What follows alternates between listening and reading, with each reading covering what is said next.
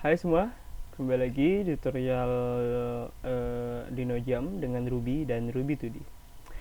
Di video kali ini kita akan melanjutkan game kita, di mana kali ini kita akan menambahkan pohon teman-teman ya, yang nantinya untuk dihindari oleh si player teman-teman ya. Di video sebelumnya kita sudah berhasil menambahkan kontrol untuk si player, jadi pas kita coba jalanin player kita bisa lompat dan dia juga nggak jatuh ke bawah, jadi dia stay di tanahnya gitu. Kita juga udah ngasih gravitasi untuk dia bisa lompat. Nah sekarang kita bakal nambahin ini dia pohonnya.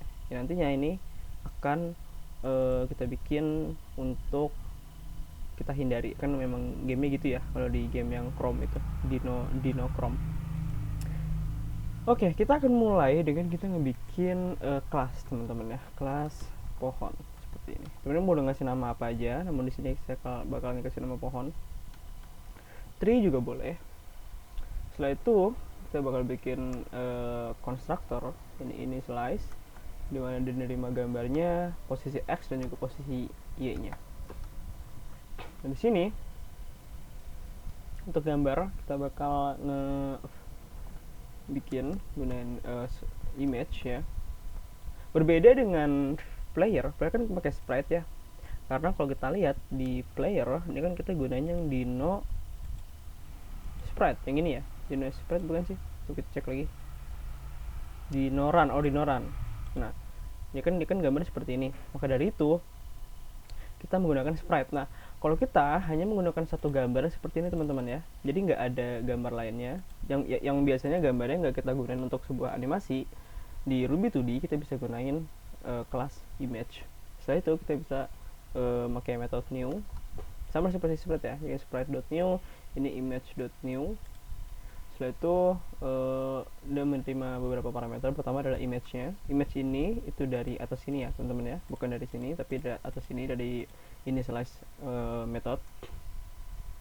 Untuk lebarnya ini adalah sebenarnya kalau kita lihat di pohonnya itu kan dia 49 ya, 49 kali 93. Nah karena gambar aslinya itu lumayan gede, jadi kita bakal nampilin setengah gambarnya aja, jadi 49 dibagi 2.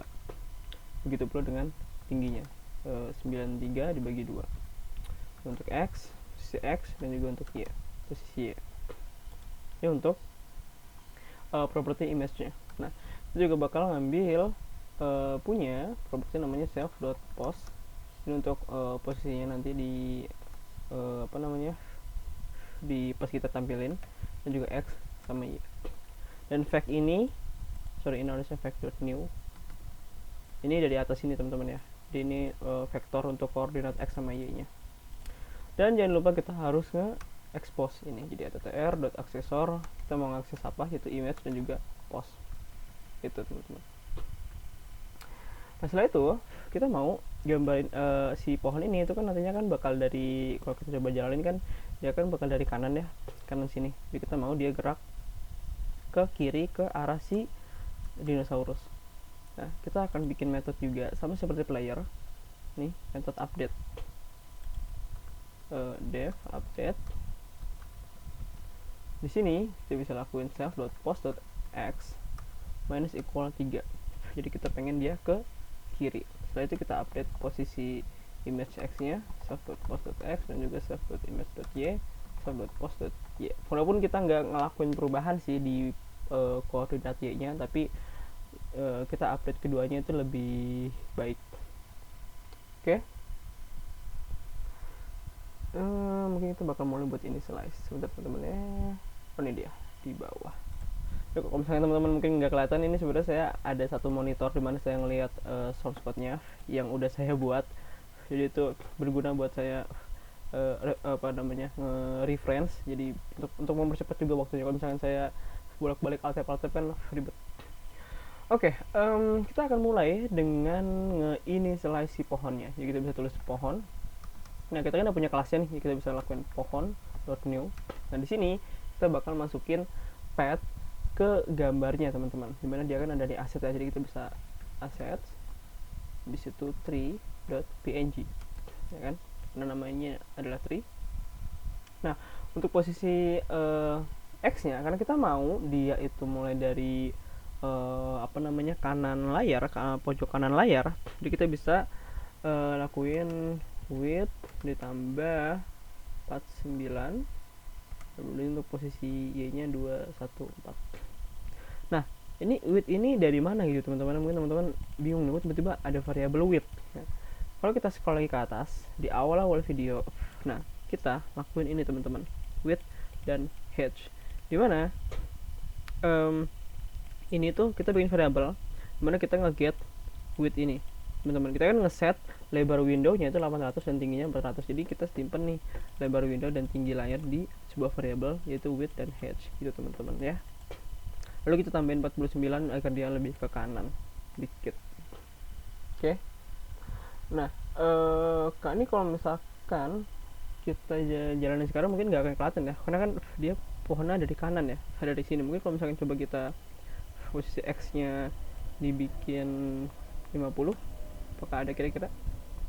Nah, ada pohonnya ya, mungkin ini terlalu dekat sama si player. Coba 300. Nah, ini dia pohonnya ya kan. Nah, kita mau dia gerak nih. Nah, oke. Sekarang kita mau dia gerak. Kita kan punya metode update tuh. Nah, kita bisa gunakan metode itu. Kita bisa panggil dia di mana? Kita bisa panggil dari sini di update game loop kita. Ini game loop kita ya. Saya kasih komen. Game loop ini mungkin event loop atau event capture itulah ya.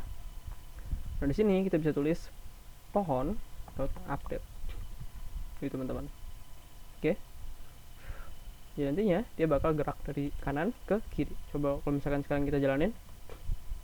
Nah, perhatiin pohon kita gerak sekarang. Nah, tapi setelah dia sudah ini di ujung nih ya, nah dia nggak balik lagi teman-teman. Jadi dia terus aja nih ke kiri. Nah, kita nggak mau ngelakuin kayak gitu. Kita mau ketika dia udah melebihi beberapa posisi, kita mau dia balik lagi teman-teman ke kanan. Di gimana caranya? Kita bisa lakuin ini. If pohon.post.x itu kurang dari minus pohon.image.width. Kita mau ngapain? Kita mau pohon.post.x sama dengan width ditambah pohon.image.width. Nah, kita ngecek jika posisi X dari pohon itu kurang dari minus lebar dari gambar pohon, maka kita akan reset lagi nih posisi teman-teman. Ini harusnya width kayak gini. Nah, maka kita reset posisinya dari width ditambah pohon.image.width gitu teman-teman ya. Nah, ini tuh sebenarnya sama kayak width ditambah 49. Jadi sama kayak yang di atas teman-teman, yang ini. Nah, tapi karena kita kan udah nge-initialize pohon, jadi otomatis kita bisa dapat ininya, variabelnya, dan kita bisa akses image dan juga width-nya gitu teman-teman ya. Nah, sekarang kalau misalkan coba kita jalanin ini pohonnya, kita pura-pura ngindarin misalkan lompat. Nah, dia balik lagi teman-teman gitu ya. Walaupun di game kita saat ini belum ada collision ya, belum ada game over. Jadi ketika si pohonnya nabrak si dinosaurus, ini masih bisa gitu ya. Harusnya nantinya akan ada game over.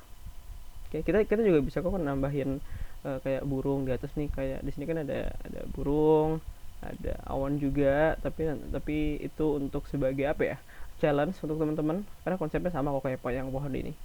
Oke, teman-teman bisa lihat codingannya untuk yang pohon, tapi coba gunain yang burung ataupun awan. Nah, ini kan bukan image nih, ini sprite. Nah, teman-teman bisa animasiin untuk yang awan, dia baru image.